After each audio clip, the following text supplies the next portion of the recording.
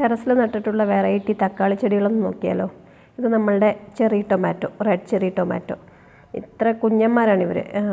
ഇതാണ് വലിപ്പം. പഴുത്ത് കഴിഞ്ഞാൽ ഇത്രേ ഉണ്ടാവുള്ളൂ. ഇതിൻ്റെ കളർ മാറി നല്ല റെഡ് കളറായിട്ട് മാറും.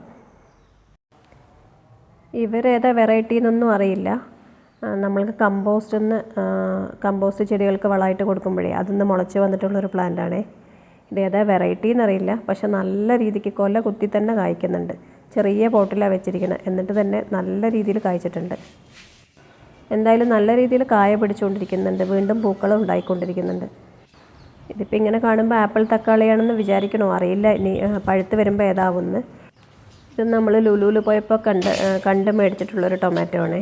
ഗ്രേപ്പ് ടൊമാറ്റോ, മുന്തിരി തക്കാളി. ഇതിന് കിലോ 99 രൂപ ഉണ്ടായിരുന്നേ.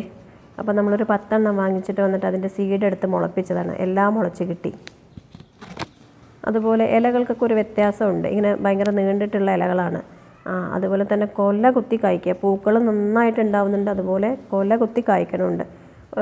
ചെടി ഏകദേശം ഒരു വള്ളി രൂപത്തിലാണ് കാണപ്പെടുന്നത്. ഓരോ ഇലയ്ക്കടുത്ത് നിന്നും തന്നെ ഓരോ കൊല തക്കാളി തന്നെ ഇതിലുണ്ടായിക്കൊണ്ട് വരുന്നുണ്ട്. നല്ല രീതിയിൽ കായ പിടിക്കുന്നുണ്ട്. കാണാനും അതുപോലെ നല്ല ഭംഗിയാണ്. ഇത് ഇത്ര ഒരുപാട് വലിപ്പം വരുന്നില്ല. ഒത്തിരി നല്ലൊരു വലിയ മുന്തിരിയുടെ വലിപ്പം അത്ര തന്നെയുള്ളൂ.